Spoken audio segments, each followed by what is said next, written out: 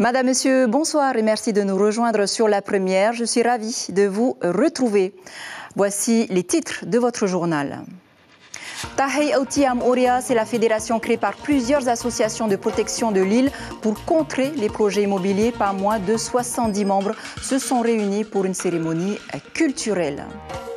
Le vaccinodrome de la présidence victime de son succès, près de 800 personnes, des seniors pour la plupart, se sont déplacés ce samedi pour recevoir leur dose de rappel Comirnaty bivalent.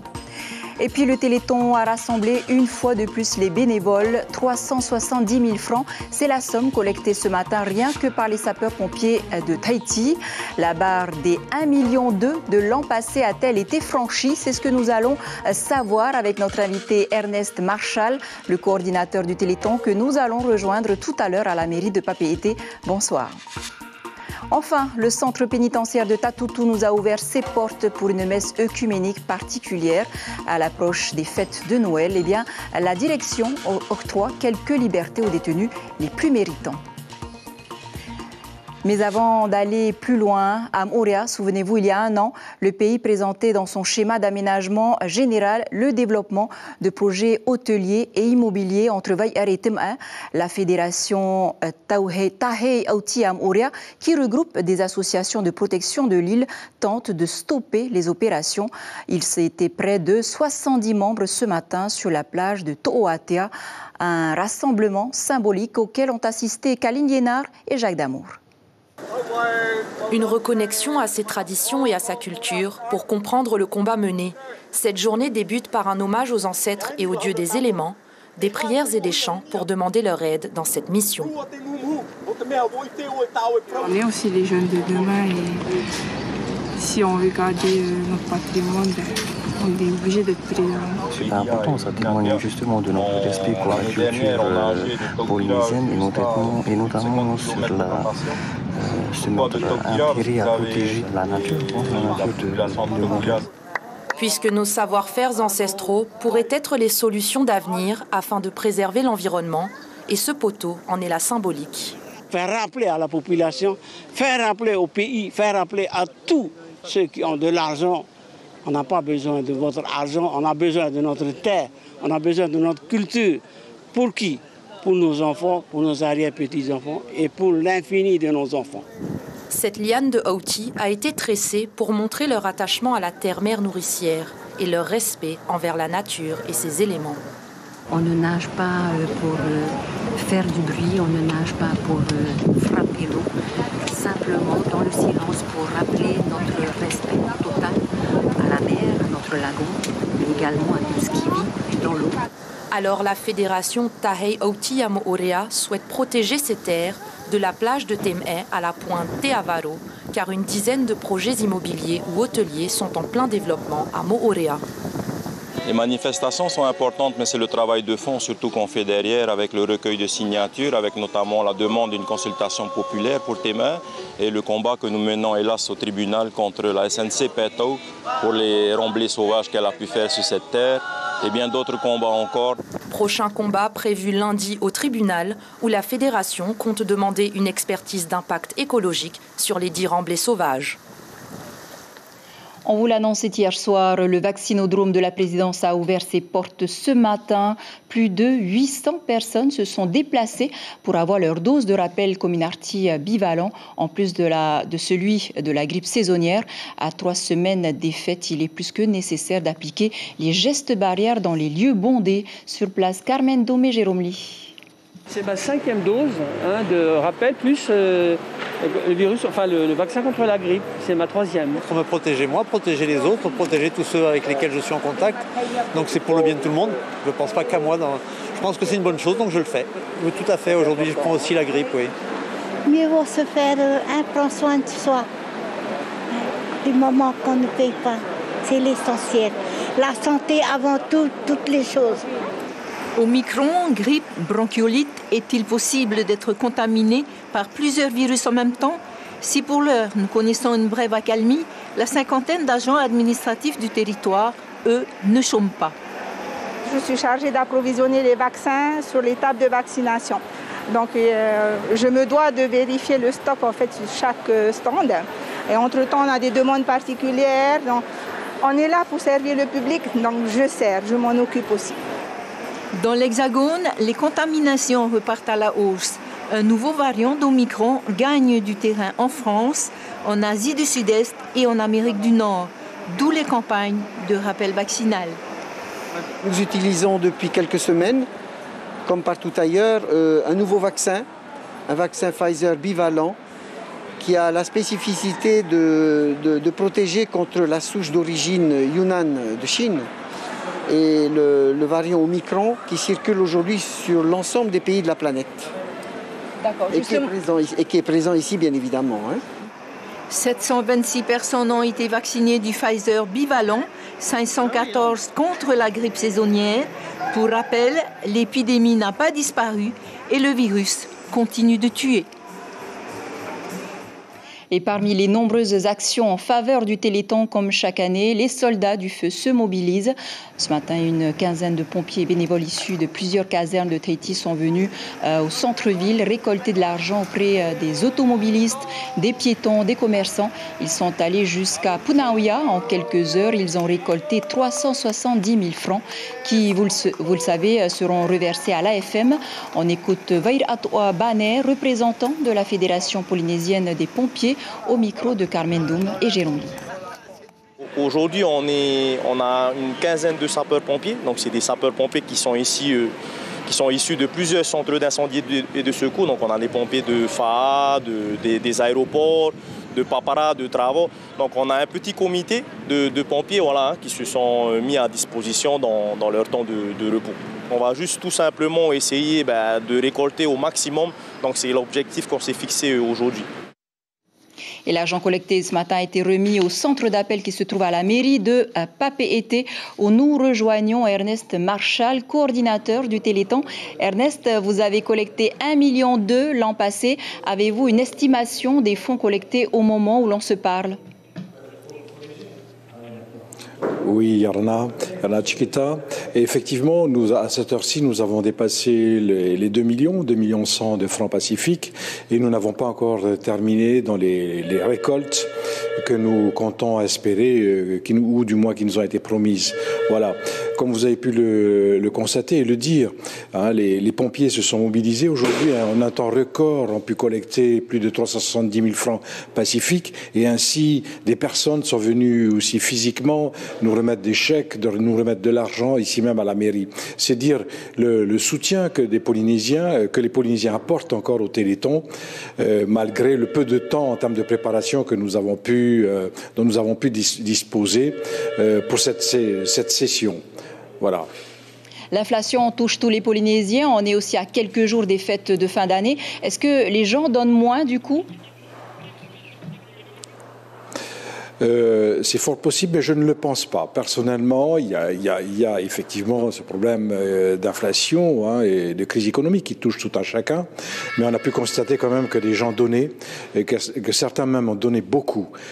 Et voilà, et qu'ils pourront aussi dire aux Polynésiens qu'ils pourront continuer à donner la semaine prochaine et qu'ils pourront m'appeler directement sur mon portable au 89 75 36 12 pour des promesses de dons. Et c'est avec plaisir que je leur répondrai. Ernest, on a constaté quand même qu'il y a un peu moins d'actions par rapport aux années précédentes, notamment 2018-2019. Est-ce que cela pourrait changer ou comment expliquer cela en fait ? Alors, effectivement, nous avons remis en place, c'est une nouvelle coordination de nouveaux membres qui viennent d'être désignés ou qui se sont portés volontaires, parce que ce sont tous des bénévoles. Et nous avons eu très peu de temps pour le mettre en place, pour relancer les actions liées au Téléthon. Très peu de temps. Donc, ce qui explique également que la vente de t-shirts n'a pas pu se faire, n'a pas eu lieu. Et nous commençons d'ores et déjà à nous organiser pour la prochaine session Téléthon, celle de 2023. Voilà. Et donc nous espérons que la collecte sera encore meilleure. Ernest Marshall, merci infiniment d'avoir répondu à nos questions et retenez donc ce numéro, le 89 75 36 12 pour vos promesses de dons pour les jours prochains donc. Santé toujours, pour cela direction l'atoll de Hao dans les Tuamotu. Comment aider la population à se réconcilier avec le sport? Le programme Commune en santé initié par la direction de la santé est allé jusqu'à l'atoll de Hao de 8h à 9h avant l'arrivée de la chaleur. Eh bien, des activités comme le vélo, la marche, la natation, le volleyball ou du fitness en salle sont proposées par 2 coachs sportifs. Mathieu Allo a pu constater la motivation des participantes à la salle omnisport du village de Otepa. Écoutez plutôt. Pas trop difficile. Comme ça s'est très bien passé avec les mamans, c'est vraiment une bonne chose aussi pour les mamans qui n'ont pas encore repris de sport, quoi. Hein? Comme on dit, pour notre santé, hein, il le faut. Mais moi, je dis bravo pour le coach qui nous a beaucoup aidé sur ce qu'elle fait là. Hein. C'est une super ambiance, on a des mamans qui sont très motivées. Donc c'est bien de pouvoir au moins motiver les mamans à participer. Voilà, vous n'avez vu que des femmes, mais les hommes aussi sont les bienvenus. Le dispositif pourrait être reconduit l'an prochain. Plein phare maintenant sur 4 jeunes de Rayatea en devenir. Ils étaient en formation au stand de Guillaume Yotefa au marché de Outuroa. Le sculpteur de Kolanta, reconnu maître artisan, dispense des formations aux stagiaires qui ont choisi pour spécialité la sculpture et la gravure. Ces derniers pourront ensuite effectuer des stages en entreprise dans les secteurs de leur choix. Ils sont rémunérés entre 80 à 100 000 francs par mois. La directrice du CEFI, Vanessa Tiaipoy, est d'ailleurs venue à leur rencontre, ainsi qu'à la rencontre de l'artisan. Je vous propose de les écouter au micro de Julien Vesco. Je peux donner des formations artistiques traditionnelles parce que je suis soutenu par le service de l'artisanat. Maintenant que ma carte d'artisan d'art est devenue une carte de maître artisan. En ce moment, j'ai des jeunes avec moi, stagiaires, qui sont du CEFI. En fait, c'est une formation d'animateur culturel. Pendant combien de temps? Une année entière. Ils ont l'air très heureux, très épanouis, fiers de ce qu'ils sont en train de faire et déjà avec énormément de bagages avec eux pour se professionnaliser et surtout beaucoup de projets professionnels. Et on leur souhaite bien sûr le meilleur pour la suite. En sport maintenant, pas moins de 3000 compétiteurs étaient réunis sur le terrain d'Atimaono pour le cross de Tahiti, organisé par la Fédération tahitienne d'athlétisme. Benjamin, cadet, junior, espoir, senior et master se sont affrontés sur 4 parcours, 2, 4, 6 et 10 km. Les vainqueurs senior et master décrocheront leur ticket pour les championnats du monde de cross-country prévus le 18 février en Australie. Voilà, des images signées Hubert Liao. André Manoukian est arrivé en Polynésie. Il a été chaleureusement accueilli à l'aéroport de Faa'a. L'artiste vient pour une représentation ce soir au Motu de l'Intercontinental, intitulée « Les notes qui s'aiment ». Comme vous pouvez le voir, André Manoukian n'a pas résisté à l'invitation des charmantes danseuses. Son spectacle ce soir est tout simplement un voyage en musique de l'Antiquité au début du jazz. Un parcours érudit semé de rire et de passion à ne surtout pas manquer.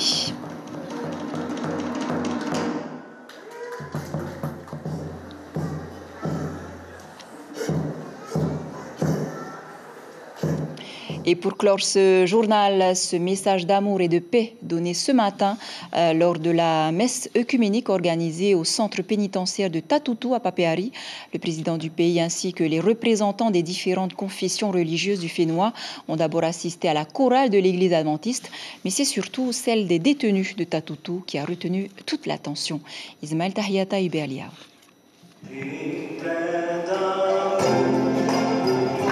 Aristote ne croyait pas si bien dire « la musique adoucit les mœurs ». Ici, en tout cas, elle crée de fortes émotions, à la fois mélancoliques et nostalgiques, mais toujours pleines d'espérance. Les voix de la chorale du centre pénitentiaire de Tatutu touchent droit au cœur. Ça m'a fait beaucoup de bien de participer à ce genre de manifestation. Et ça, je remercie à la direction de m'avoir choisi pour chanter quelques chants religieuses ça me touche beaucoup. Je suis là pour porter ma peine et après pour sortir dehors, c'est d'être une nouvelle personne, une nouvelle créature de Dieu, quoi. On est séparés de notre famille, c'est vrai. Séparés de notre famille, mais avec ce qu'on a pu faire aujourd'hui, le Seigneur est avec nous. Dieu est avec nous. Voilà. C'est ça qui est bien pour nous, ici à la maison de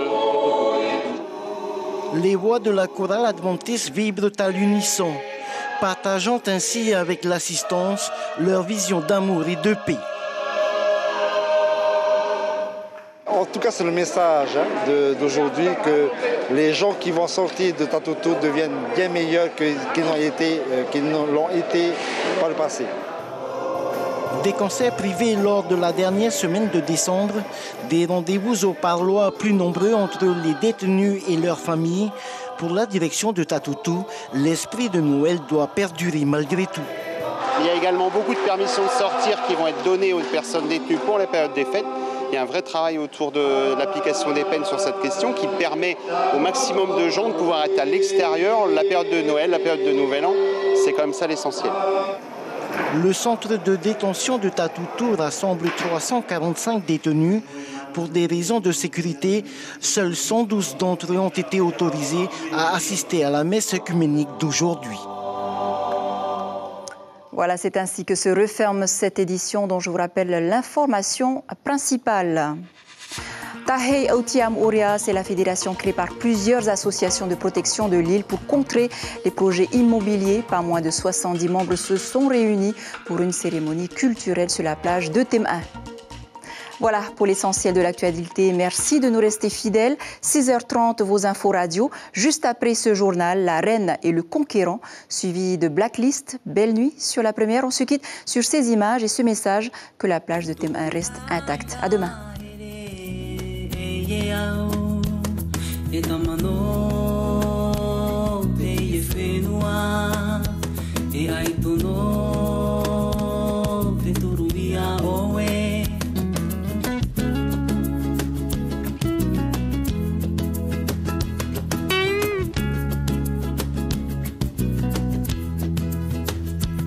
Tehi oneia imuaia unei wa viviroa tere pofenua te miti te natura te miti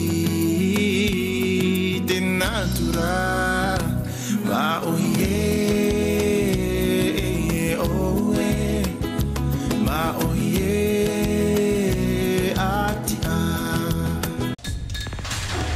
L'information en continu sur Polynésie la première, Internet et réseaux sociaux.